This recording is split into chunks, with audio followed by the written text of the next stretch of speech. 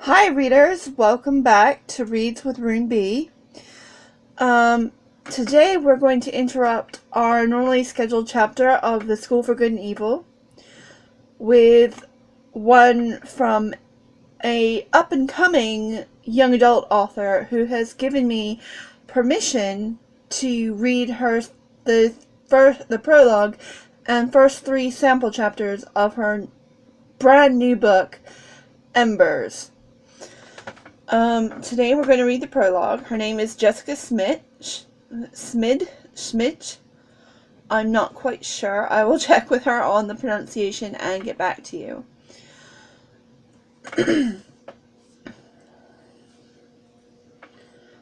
It is being released on the 27th of February, and you can pre-order it on Amazon on the 13th. Right, let's get to it. Prologue. Lightning forked across the sky, electric tendrils grasping at the clouds and spreading like fire. Its flash in the night illuminated the forest below, if only for a moment, casting stark shadows on the faces of the blood-hungry canids stalking through the woods. They had been hunting for days, relentless in the pursuit of their prey.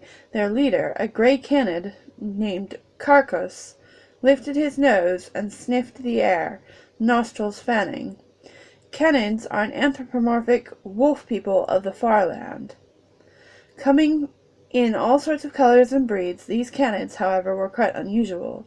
They were blood-hungry, having consumed the flesh of another sentient creature, and thus were corrupted, preferring the blood of that race of creature to all else. This made them excellent bounty hunters, and often cold-blooded killers. And though blood-hungry hardly ever worked in groups, these canids had been hired for a specific purpose. A mission, one they must not fail. The rain was delaying their progress, muting the scents around them. It was making it more difficult to track the elf girl, and Carca's small pack was getting frustrated. He could hear them muttering and whispering behind him as they walked, clearly disgruntled with the hunting this late at night. And in the rain. Their pelts dripped, their armor soaked, they smelled vividly of wet dog. "Quiet!" Carcass growled, baring his teeth slightly and angling his head to look at them. They fell silent as he eyed them. His ruby irises glinted as lightning flashed once more. "We are too close now to give up. It could be another month before we find her again, like last time. I don't think any of us want that." His gaze never wavered, setting on them each in turn. After a moment he turned forward again, gesturing. "Fan out! I thought I smelled her directly ahead." They spread out in a wide formation, combing through the woods with their noses in the air. Thunder cracked right above them, the earth under their feet vibrating from the sound. Several of the canids had already drawn their swords, more fearful than the others. They were on high alert, ears perked up and swiveling to capture the quietest of sounds, even through the pounding rain. These nervous canids were the oldest recruits, having tracked the elf girl from the very beginning.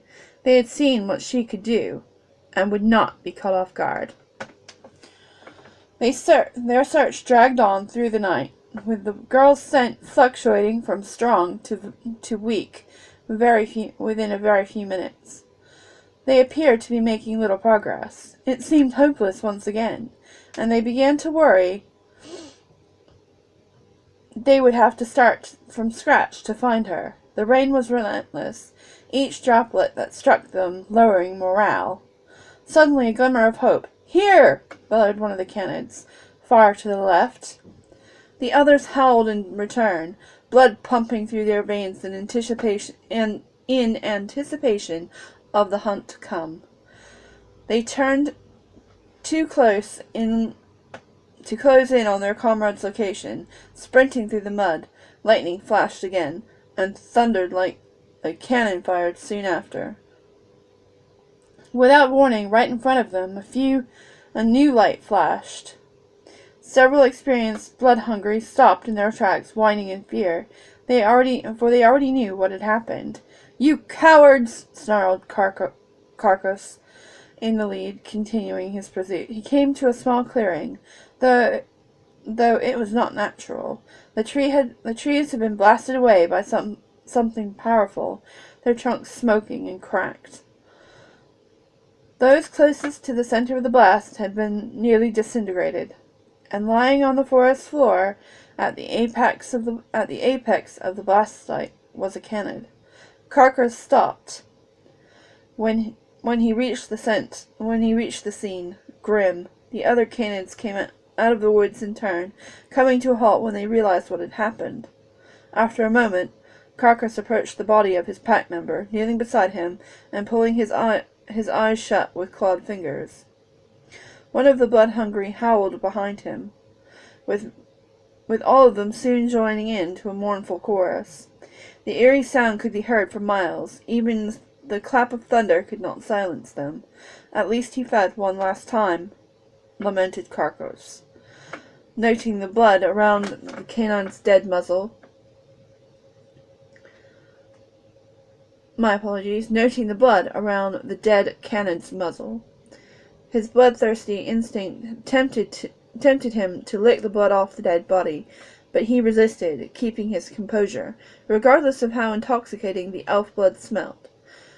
He turned instead to his fearful pack members. He looked on for inspiration, though their red eyes were filled with fear.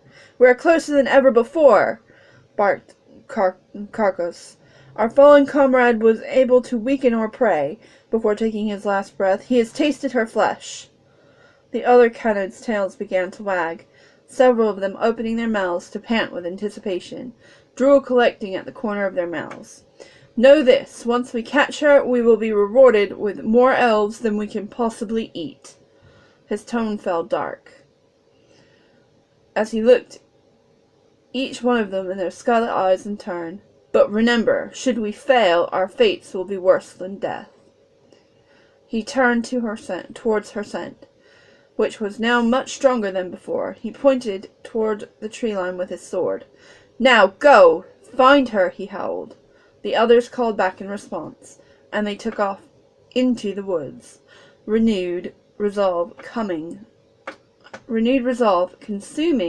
their every breath. And that was the prologue to Embers by Jessica Schmidt. Stay tuned. Chapter 2 coming on Friday. Chapter 1 coming on Friday. Bye! Keep reading.